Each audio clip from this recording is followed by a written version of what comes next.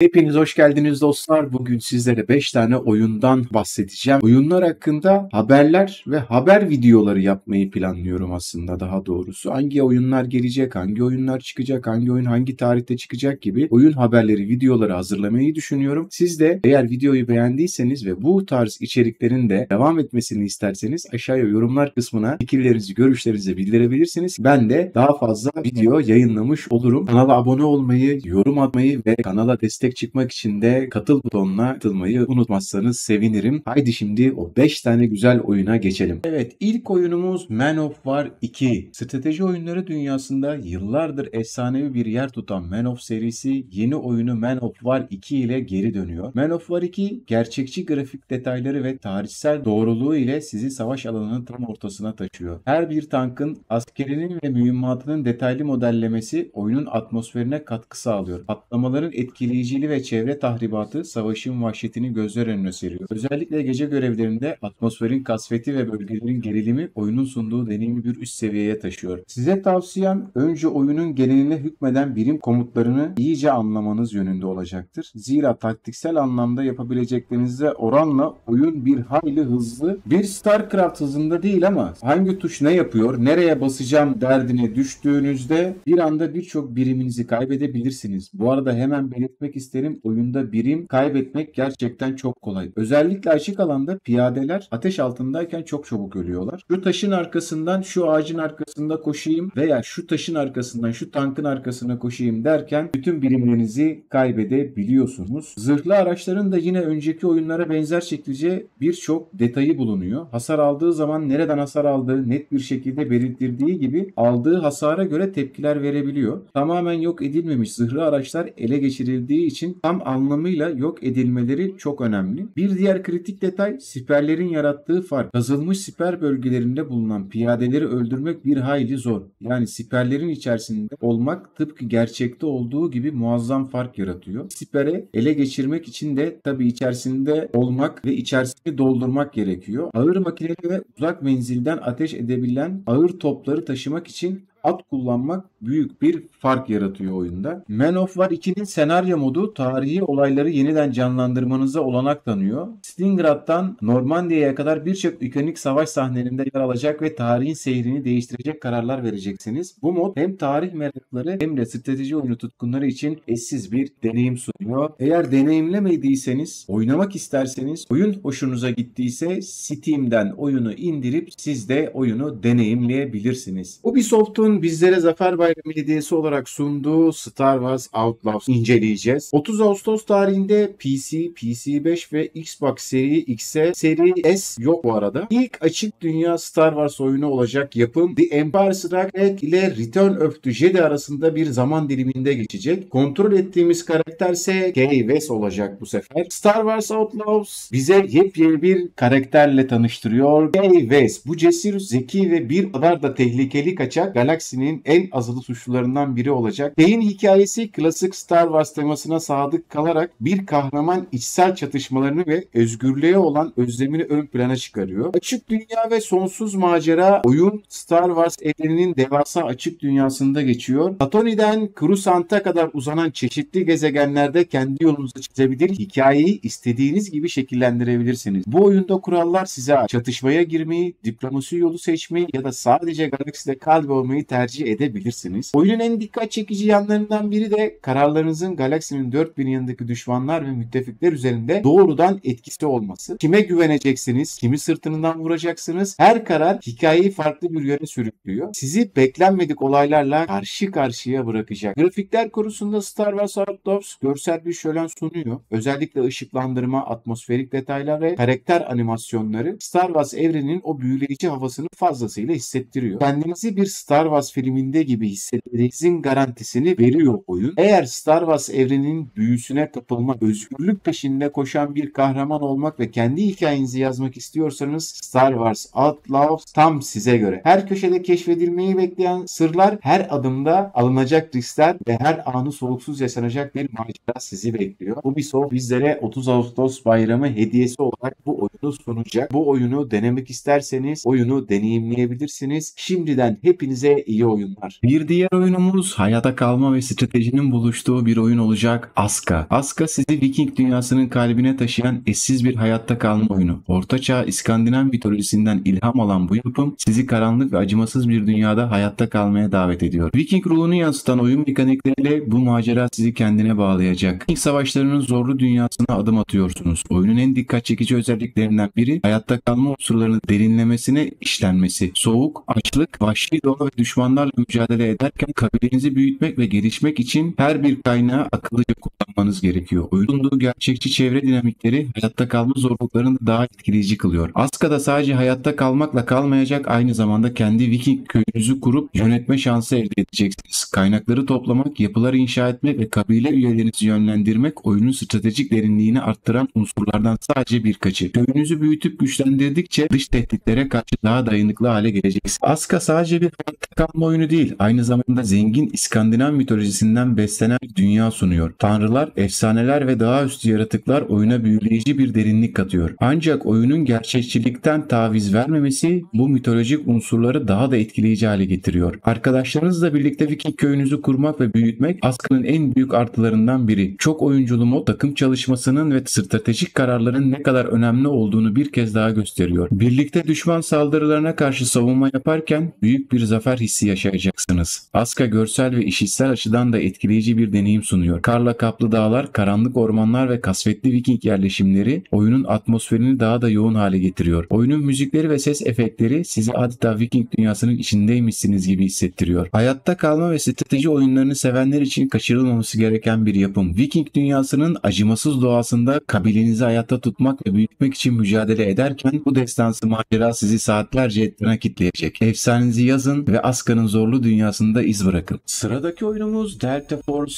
Hawk Ops. Uzun bir bekleyişin ardından efsanevi Delta Force serisi geri döndü. Delta Force klasik serinin modern bir uygulaması olarak karşımıza çıkıyor ve askeri taktik oyunlarının hayranlarını beklettiklerinden çok daha fazlasını sunuyor. Delta Force serisini özleyenler için Hawk Ops tam anlamıyla bir nostalji bombası. Ancak bu oyun sadece eski hayranları değil, aynı zamanda modern oyuncuları da kendine çekmeyi başarıyor. Gelişmiş grafikler, gerçekçi ses efektleri ve detaylı haritalarla dolu bir dünyada aksiyon dolu görevlerle baş başa kalıyorsunuz. Yalnızca bir nişancı oyunu olmanın ötesine geçiyor ve sizi gerçek bir askeri strateji dünyasına davet ediyor. Görevler özenle planlanmış ve başarıya ulaşmak için doğru ekipman seçimi, stratejik hamleler ve takım çalışması gerektiriyor. Her görev farklı bir zorluk ve yaklaşım gerektiriyor. Bu da oyunu her seferinde taze ve heyecan verici kılıyor. Çok oyunculu moduyla da büyük bir yankı uyandıran, dünya çapınca oyuncularla mücadele ederken takımınızla koordinasyon sağlamak ve en iyi strateji uygulamak oyunun en can alıcı noktalarından biri. Özellikle yeni eklenen modlar ve haritalar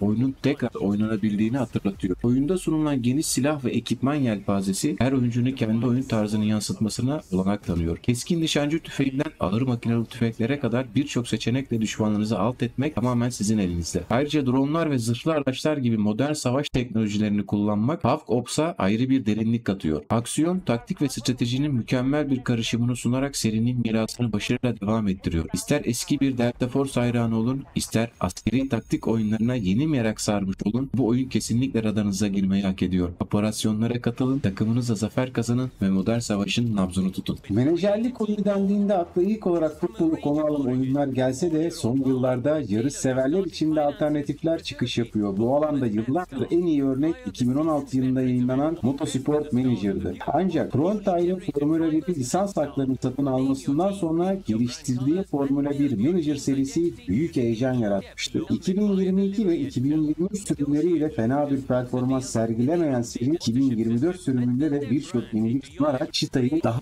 yukarı taşıyor. Bugün sizleri hız tutkunlarının hayalini kurduğu bir dünyaya Manager 24 Formula 1 oyununa davet ediyorum. Formula 1 pistlerinde sadece pilotların değil, aynı zamanda takım patronlarının da zafer için nasıl ter döktüklerini keşfetmeye hazır olun. Manager 24 Formula 1 sizi sadece yarışların heyecanına değil, aynı zamanda bir Formula 1 takımının yönetim koltuğuna oturtturuyor. Bu oyun takımınızın bir yönünü yönetmenize olanak tanıyor. Strateji geliştirmekten doğru pilotları seçmeye, teknik ekibi yönlendirmekten sponsorluk anlaşmaları yapmaya kadar her şey sizin elinizde. Bu oyunda sadece yarışları izlemekle kalmayacak, aynı zamanda stratejik kararlar alarak yarışların gidişatını belirleyeceksiniz. Pit stop stratejileri, lastik seçimleri ve hava koşullarına göre değişen planlar oyunun her anını kritik hale getiriyor. Hangi lastiğe ne zaman değiştireceksiniz gideceksiniz? Yağmur başlarsa planınız ne olacak? İşte bu kararlar yarışın sonunu belirleyecek. Manager 24 Formula 1 takım yönetimi oldukça detaylı bir şekilde ele alıyor. Pilotların performanslarından mühendisliklerin gelişimine kadar tüm ekibinize liderlik etmek sizin göreviniz. Her yarış öncesi yaptığınız seçimler ekibin moralini ve performansını doğrudan etkiliyor. En iyi pilotları ve en iyi pilotları mı seçeceksiniz yoksa genç yetenekleri mi parlatacaksınız? İşte patron olmanın zorlukları. Oyunun grafikleri Formula 1 dünyasının parlak ışıklarını, çılgınca akan pistlerin ve dramatik anlarını başarıyla yansıtıyor. Yarışların hızı ve heyecanı adeta ekranlardan taşarak sizlere ulaştıracak. Ayrıca takım garajındaki stresli anlar, zafer sonrası yaşanan coşku tüm atmosferiyle sizlere hissettiriyor. Formula 1 dünyasına meraklıysanız ve sadece izlemek değil, aynı zamanda bu dünyayı yönetmek istiyorsanız Manager 24 Formula 1 tam size göre.